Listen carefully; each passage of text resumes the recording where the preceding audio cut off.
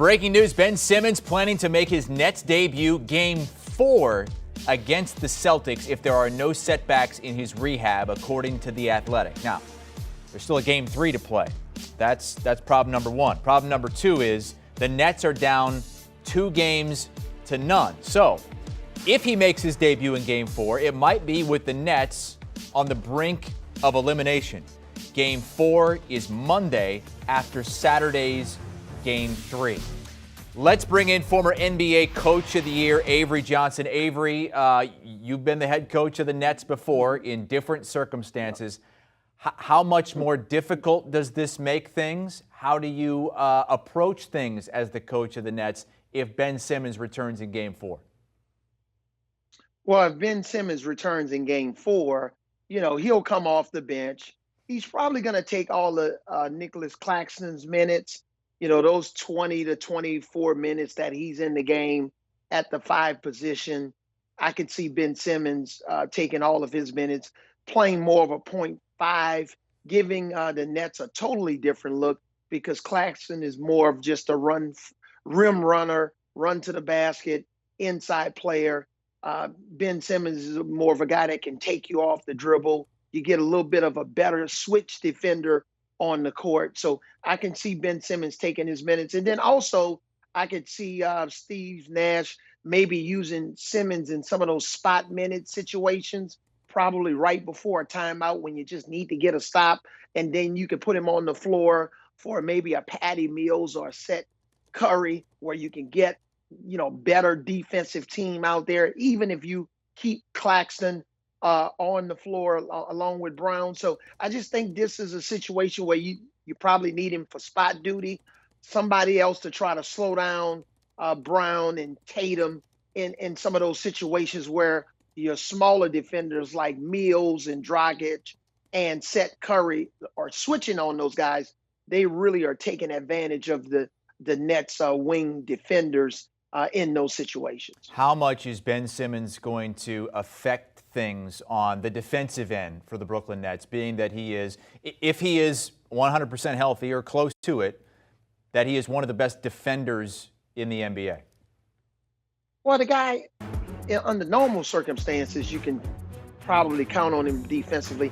He hasn't played all year, and you're going to throw him in this heated first-round playoff game when at this point, if he plays Game 4, Boston win or lose, they're going to either be up 2-1 or up 3-0, and they've gotten 3 playoff games under their belt. So to throw him in that situation, even if they're relying on his defense, could be a little bit challenging. And then, if they're able to get a split at home, then does he play in Game 5 in Boston? Because if you think Kyrie Irving caught it from the fans, wait until Ben Simmons, those Boston Celtics fans, get a hold of him and really try to get under his skin for different reasons. So then does he play in Game 5 if there is a Game 5 in Boston, or is he only going to be available for home playoff games? We don't know the answer to those questions. We talked with Tim Doyle a moment ago, and he suggested maybe trying to goat Ben Simmons into taking some open shots. I mean, if you're the coach on the other side, if you're the Celtics, are you looking at doing things like that to test him when he comes back out there? Absolutely. If I'm the Celtics and I'm looking at a strategy defensively when Ben Simmons is in the game, his man would basically stay in the paint. He wouldn't move out of the paint. Now, if Ben Simmons goes into a dribble handoff situation, or if he passes it and fouls it up with a pick and roll, then I'll bring his man up because I'm going to utilize his man to trap Kevin Durant, to trap Kyrie Irving, and try to force them to pass the ball back to Ben Simmons. And we're not going to rotate to Ben Simmons. When you catch the ball on the perimeter, we're not rotating. You're going to have to make an outside shot. So I'm sure that's what type of strategy from a defensive standpoint that Boston's going to implement. And don't get fooled. Boston also could go to a zone.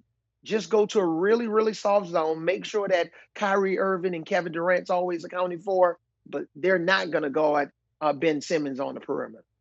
They're still heavy underdogs in this series, are the Brooklyn Nets, despite the fact that Ben Simmons is likely going to come back at some point. Game 4 is the report from The Athletic right now that he plans on returning if there are no setbacks in his ramp-up to return and debut for the Brooklyn Nets. Ultimately, how much of an impact do you think he makes on this series? I don't think he make much of any significant impact on this series. I mean, unless he's going to become a knockdown three-point shooter and show us something that we haven't seen before, unless he's going to become an 88% free throw shooter and maybe have a reincarnation of himself offensively after not playing the whole entire season, I don't think he's going to make significant impact. Still have the Celtics. I had the Celtics winning this series in 6. I think they're right on pace to win this series. I think they provide too many problems on the offensive end for the Nets, who are not a very good defensive team.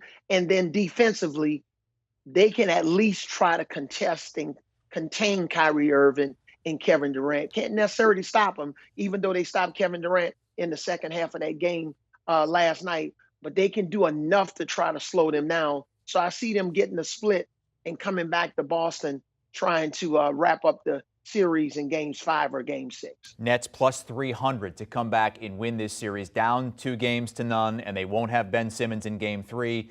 Might get him for game 4. Avery Johnson. And Hassel, why isn't he playing in game 3?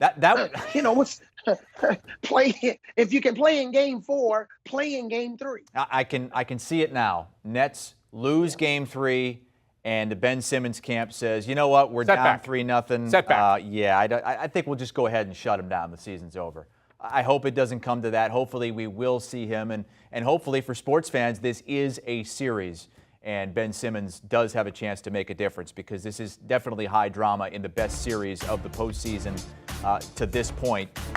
Although the Celtics are in the driver's seat now with the 2-0 lead.